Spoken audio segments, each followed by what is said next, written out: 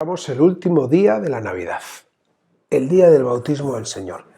Y es un día tan importante que los cuatro evangelistas lo reflejan en su evangelio. De tal manera que tenemos que pensar, ¿por qué era tan importante esto para los primeros cristianos? ¿Por qué debemos entrar en esto y reconocerlo y conocerlo más? En la primera lectura nos encontramos con que el profeta Isaías dice: me complazco con este mi hijo amado, que es como acaba el Evangelio de Mateo, pero a la vez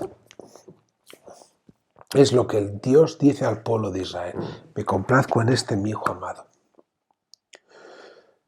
No dice que deje de amar a su hijo, sino que en ese momento se complace. Qué importante es eso, porque complacerse es ver que su hijo va por el buen camino, ver cómo va evolucionando, ver cómo da esos pasos. Y a nosotros nos toca también hacer eso, ver cómo podemos ir evolucionando y dando esos pasos. En la segunda lectura nos encontramos por contra al apóstol San Pedro, en los Hechos de los Apóstoles, donde habla de cómo se tiene que ser hijo de Dios, y dice algo así como que acepta al que teme y practica la justicia, sea de la nación que sea. Cristo no cierra las puertas al campo. Nosotros no podemos, y dentro de la iglesia, cerrar tampoco las puertas al campo. Y es una tentación que tenemos más a menudo de lo que querríamos reconocer. ¿Esto qué quiere decir? Que buscamos el ecumenismo con el de fuera, pero no hacemos el ecumenismo con el que tengo a mi lado, que es casi parecido a mí, pero que no me acaba de cuadrar. Prefiero hacer ecumenismo con otro. ¿Esto qué quiere decir? Pues mira, a mi madre le van a salir los colores, pero la voy a citar.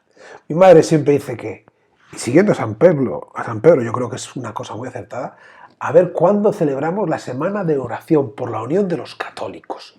Algo que me parece fundamental, y más en esta semana, como con mucha tristeza he visto que algunos utilizan las dos figuras de Benedicto y de Francisco para enfrentarlas cuando son diferentes momentos de la historia y son diferentes santos padres.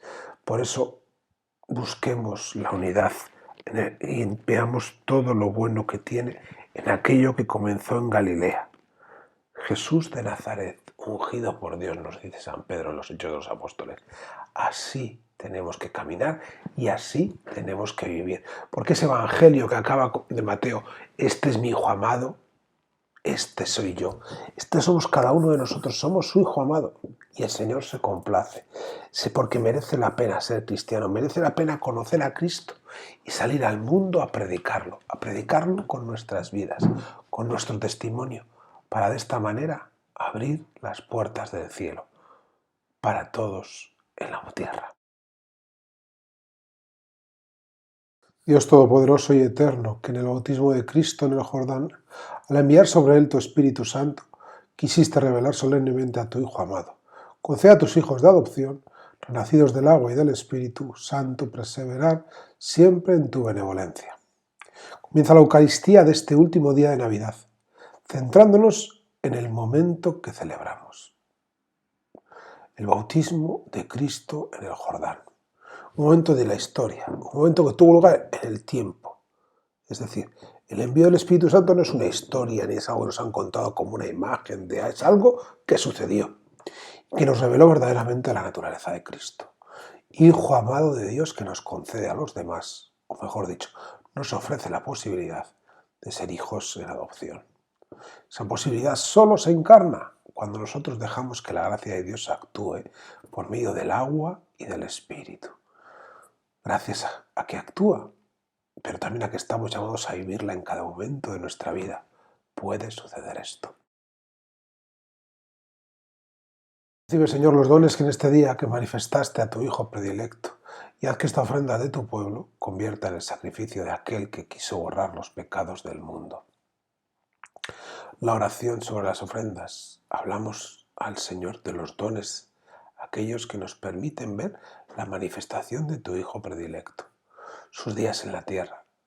Pues esas manifestaciones y dones eran unos, ahora mismo en este momento de la Eucaristía, son el pan y el vino. Antes eran unos y ahora son el pan y el vino, que el pueblo de Dios ofrece al mismo Dios. ofrenda que permite que se realice el sacrificio de aquel Cristo, que quiso borrar todos los pecados del mundo, que no tenía pecado, se hizo luego utilizar para descender y destruir el pecado. Quien iba a resucitar murió para descender y destruir la muerte. Cristo sin pecado desciende para darnos vida a todos. Porque estableciste el nuevo bautismo con señales admirables en el Jordán, para que mediante la voz venida del cielo se creyera que tu verbo habitaba entre los hombres. Y por el Espíritu de que extendió en forma de paloma fuese reconocido Cristo, tu siervo, ungido con óleo de alegría y enviado a evangelizar a los pobres. En este prefacio del bautismo del Señor nos encontramos la referencia al establecimiento del nuevo bautismo, el del Espíritu Santo, por medio del que nos hacemos hijos en el Hijo. Esa voz del cielo que se escucha es la que confiesa que aquel que está siendo bautizado es el Cristo, aquel que viene a estar en medio de la humanidad. El Espíritu Santo que hoy desciende es el mismo que promete a todos y cada uno de nosotros. Ese Espíritu que con la unción del Espíritu para ser buen olor de Dios en el mundo, que hemos recibido en el bautismo, es la llamada que todos tenemos que ser Cristos, otros Cristos en el mundo. Señor, alimentanos con estos dones sagrados y imploramos de tu bondad, que escuchando fielmente a tu unigénito, de verdad nos llamemos y seamos hijos tuyos. En este momento, al finalizar el tiempo de Navidad, hablamos de los dones sagrados que acabamos de recibir. Esos dones que durante el tiempo de Navidad nos han señalado a Dios en la debilidad, en lo pequeño, en aquello que adoramos, un niño en el pesebre, pero también nos habla de la fragilidad de Dios en ese pesebre y en la Eucaristía. Por eso tenemos que recibirla y celebrarla con extremado cuidado y amor. En esa debilidad también se encuentra Dios. Por eso quienes escuchamos al unigénito tratamos de mostrar que nosotros somos hijos de Dios. En la debilidad de la Eucaristía, en ese pequeño fragmento de pan consagrado está Cristo mismo. Es Cristo mismo, mejor dicho. Y no podemos olvidarlo ni dejar de vivirlo. En la fragilidad es donde aparece la divinidad de nuestro Dios que ha venido a vivir con nosotros.